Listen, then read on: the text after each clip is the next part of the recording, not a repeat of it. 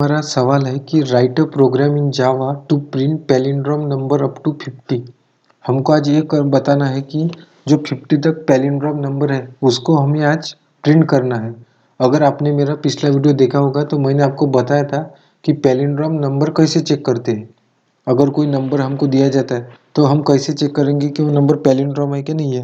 हम palindrome number उसे कहते हैं जिसका रिवर्स वही नंबर आता है। देखो 121 का आप रिवर्स करेंगे तो 121 ही आएगा, इसका मतलब ये नंबर पैलिंड्रोम है। अब हमको क्या करने हैं, 1 से 50 तक जो भी नंबर पैलिंड्रोम होंगे उसको हमें प्रिंट करना है। तो हम करेंगे कैसे, देखो हमको आपको तो पता ही होगा। अगर आपको 1 से 50 तक जाना है तो फॉर लूप लगाना पड़ेगा। तो हम फॉर लूप लगाएंगे पहले। फॉर इंटीजर आई 1 से हमको 1 से कब तक जाना है, 50 तक जाना है, और उसको कर देंगे हम आई प्लस प्लस।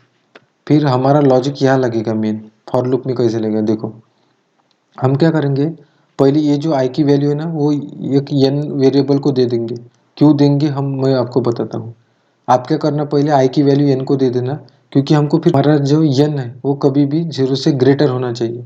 अगर वो ग्रेटर रहा तो हम वाइल लूप में क्या लिखेंगे कि आपको मैंने बोला था कि हम पैलिंड्रोम कैसे चेक करते हैं, तब मैंने आपको कुछ ये बताया था लॉजिक कैसे लगाना होता है। तो हम क्या कर रहे थे, पहले हम एक रिमाइंडर नाम का वेरिएबल ले लेंगे, फिर हमारे एन का मॉडुलस निकालेंगे। हम मॉडुलस क्यों निकालते हैं, सेपरेट करने के लिए। और जो रिमाइंडर में वैल्यू आएगी 121 बोलो कि जो 1 से 50 तक जो वैल्यू है उसका पहले वो रिमाइंडर निकालेगा, रिमाइंडर में वो वैल्यू आ जाएगी। फिर हम रिवर्स लेंगे और रिवर्स इससे डिक्लेयर कर देंगे 0। रिवर्स क्या कर देंगे, डिक्लेयर 0। जैसे हमारा रिवर्स 0 है, हम क्या करेंगे, रिवर्स इंटू 10 प्लस रिमाइंडर, मतलब जो रिमाइंडर में वैल्यू आएगी हम रिवर्स वेरिएबल में डाल देंगे। फिर क्या करेंगे, जो हमारा यन रहेगा उसको हम डिवाइड करेंगे 10 से। उससे क्या होता है आपको मैंने पिछले वीडियो में बताया था। ये हमारा लॉजिक रहता है पैलिंड्रोम नंबर निकालने के लिए। फिर क्या करेंगे, देखो हम फिर इफ लूप लगाएंगे। हम इफ में बोलेंगे जो आई में वैल्यू है अगर वही रिवर्स में आएगी, अगर जो देखो रिवर्स में वैल्यू आ गई 55, सपोज कर रहे हैं हम कि रिवर्स में वैल्यू आ गई 55 और वही वैल्यू अगर आई की रही, मतलब आई की भी 55 है, सपोज करते हैं 55 तो नहीं हो क्योंकि हम प्रिंट कर रहे हैं सिर्फ अप टू 50 तक। मैं ऐसे आपको बता रहा हूँ, अगर रिवर्स में 55 हुई, अगर आई में भी 55 हुई, इसका मतलब क्या हुआ, वो नंबर क्या है, पैलिंड्रोम नंबर है। फिर क्या करना पड़ेगा मेरे को, सिर्फ उसको क्या करेगा, प्रिंट करना पड़ेगा आई को। ऐसे ही देखो अगर आप बोलेंगे 55 तो है ही नहीं 50 तक। अब देखो जो हमारी आई की वैल्यू अगर वो 33 हो गई, आई की वैल्यू जो 33 हो गई, अगर आई की वैल्यू है 33 और जब रिवर्स की वैल्यू भी इसमें 33 आ जाएंगी, तब हम बोलेंगे कि वो नंबर क्या है, पैलिंड्रोम है। देखो अब क्या करते हैं, हम इसी का ये करते पूरा विश्लेषण करेंगे। देखो आप बोल रहे हैं कि आई की वैल्यू क्या है, 33 है। हम इसको कैसे चेक करेंगे कि ये पैलिंड्रोम है कि नहीं, पहले क्या करेंगे उसका मॉडुलस निकालेंगे। देखो मॉडुलस कैसे निकालते हैं, 10 से डिवाइड करके, 10 3 30, ये आ गया हमारा मॉडुलस। जो रिमाइंडर में बचेगा वही मॉडुलस होगा। तो मैंने आपको फॉर्मूला ये बताया था, देखो फॉर्मूले में पूरी वैल्यू रख देंगे, रिमाइंडर एन मॉडुलस 10। जैसे ही वैल्यू आ जाएंगी तो हम रिवर्स में क्या देखेंगे कि रिवर्स इंटू 10 प्लस रिमाइंडर, ठीक है। और फिर क्या करेंगे, हमारे एन को 10 से डिवाइड कर देंगे। तो हम इसमें वैल्यू रख कर देखते हैं। देखो एन मॉडुलस 10, इसका आंसर क्या आ गया, रिमाइंडर में आ गए 3 आ गए, ठीक है। रिवर्स में क्या है, अभी देखो रिवर्स में 0 है, तो 0 इंटू 10, इसका आंसर आ गया 0 प्लस रिमाइंडर, रिमाइंडर में है 3, इसका आंसर क्या हुआ, रिवर्स में अभी आ गए 3 आ गए हैं, ठीक है। फिर क्या किया हमने, एन को 10 से डिवाइड किया। अगर मैं एन को, एन क्या है हमारा 33 को अगर 10 से डिवाइड करूँ, आंसर आता है 3 आता है, मतलब एन में क्या है अभी 3 है। फिर वो लूप चला जाएगा, फिर वो चेक करेगा कि एन हमारा ग्रेटर है क्या, एन में क्या अभी 3, तो 3 तो ग्रेटर है, तो वो इस लूप में चला जाएगा, ठीक है। फिर हम क्या करेंगे, जो हमारा नंबर क्या है अभी 3 है, 3 का मॉडुलस निकालेंगे। देखो 3 का मॉडुलस निकालेंगे, 10 टू 3 का मॉडुलस निकालेंगे, 10 0 0, तो मॉडुलस आ गया 3 आ गया।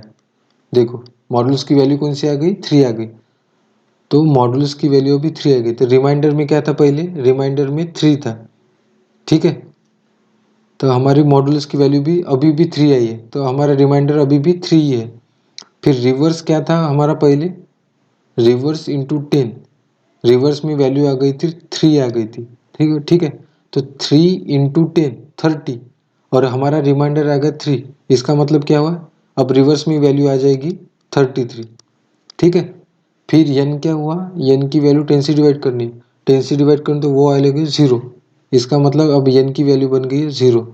फिर हम चेक करेंगे कि 0 0 से बड़ा है कि नहीं, इसमें नहीं जाएगा। इसका मतलब क्या हुआ, हमारे रिवर्स में कौन सी वैल्यू है, 33, ठीक है। तो रिवर्स में आ गई 33, और हम ये चेक कर रहे थे कि आई में भी अभी आई की वैल्यू 33 है, क्योंकि हमने कैसे किया, क्योंकि हमने आई की वैल्यू तो n को दी थी, देखो। इसलिए मैंने आपको बोला था कि आप क्या करो, पहले आई की वैल्यू n को दे दो। तो आई में भी क्या है, 33 है, और रिवर्स में भी 33 है। इसका मतलब ये नंबर क्या है, पैलिंड्रोम नंबर है। ऐसे ही ये हमारा फॉर लूप 1 से 50 तक चेक करेगा कि कौन से नंबर पैलिंड्रोम है, और उसको वो प्रिंट कर देगा। ये था उसका लॉजिक। अब हम देखेंगे इसको इंटेलिजेंट आइडिया में, मैं आपको रन करके बताऊंगा प्रूफ। अब क्या करेंगे, हमको प्रिंट करना है 1 से 50 तक कौन से नंबर पैलिंड्रोम है कि नहीं है। तो पहले क्या करो, कुछ जो आपको वेरिएबल लगेंगे वो डिक्लेयर कर दो। जैसे आपको क्या लगेगा, फॉर लूप लगाएंगे कि जो हमारी आई है वो 1 से चलना चाहिए, कब तक, 50 तक निकालने, इसलिए। और आई की वैल्यू हमेशा इंक्रीमेंट होना चाहिए। जैसे ही फॉर लूप लगे, आप क्या कर दो, पहले n को क्या कर दो, आई में आई की वैल्यू n को दे दो। आई की वैल्यू क्यों देनी है, क्योंकि वो n को चेक करना है वो 0 से बड़ा है क्या। अगर 0 से बड़ा है तो हम क्या करेंगे, पहले रिमाइंडर में n का मॉडुलस ले लेंगे, निकालेंगे। रिवर्स में वो वैल्यू स्टोर कर देंगे। पहले उनको मल्टीप्लाई करेंगे 10 से, फिर जो रिमाइंडर वैल्यू में आई जाएंगी वो हम रिवर्स में डाल देंगे। फिर हमारा n क्या बन जाएगा, n को हम 10 से डिवाइड कर देंगे।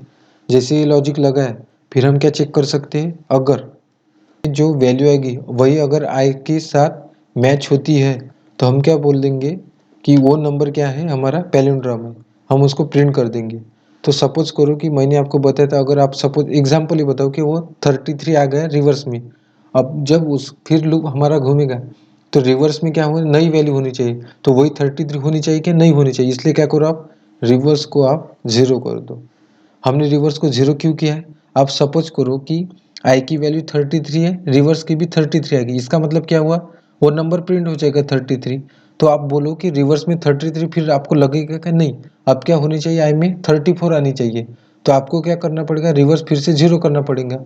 तभी तो आप इसमें चेक कर पा रहे हैं ना कि वो नंबर पैलिंड्रोम है कि नहीं है। अगर आपने 33 ही वो रिवर्स में ले लिया तो वो क्या करेगा, 33 इंटू 10, 330 पहले ही ले लेगा। आपको वो चाहिए कि नहीं, आपको क्या करना है, पहले आपको रिवर्स 0 चाहिए, फिर आप उस पर ऑपरेशन करो, फिर वो चेक करो। इसलिए हमने यहाँ क्या किया है, रिवर्स अपना 0 दे दिया है। अब हमारा प्रोग्राम हम रन करेंगे और देखते हैं कि 1 से 50 तक कौन से नंबर पैलिंड्रोम है और कौन से नहीं है। तो देखो मैंने हमारा प्रोग्राम रन किया, मैं आपको अब आउटपुट दिखाऊंगा। तो देखो यहाँ पे नंबर आ गए 1 से 50 तक, कौन से नंबर पैलिंड्रोम है। अगर हम 1 का रिवर्स करेंगे तो 1 ही होंगे, वो तो है। देखो हम अगर 11 का रिवर्स करेंगे 11 ही आएगा। अगर हम 44 को करेंगे रिवर्स तो 44 ही आएगा। इसका मतलब क्या, जो हमने लॉजिक लगा है वो सही से लगा है। हमने क्या किया, 1 से 50 तक वो नंबर प्रिंट किया है जो पैलिंड्रोम है। पैलिंड्रोम मतलब उसका रिवर्स सेम आता है। तो देखो 33 का रिवर्स 33 ही आता है, तो ये पैलिंड्रोम नंबर है। आई होप गाइस ये वीडियो भी आपको अच्छा लगा होगा। अगर आपको इसमें से कुछ भी लॉजिक थोड़ा नहीं समझ आएगा तो मैंने आपको पिछले वीडियो में बताया था कि हम पैलिंड्रोम नंबर कैसे चेक करते हैं। तब मैंने आपको बताया था कि हम पैलिंड्रोम नंबर निकालेंगे कैसे। आप क्या करो गाइस, पहले वो वीडियो देख लेना, फिर ये वीडियो भी देखेंगे तो चलेगा। आपको अच्छा लगा होगा। अगर मेरी वीडियो आपको अच्छे लग रहे प्लीज़ वीडियो को लाइक कीजिए, चैनल को सब्सक्राइब कीजिए। Thank you.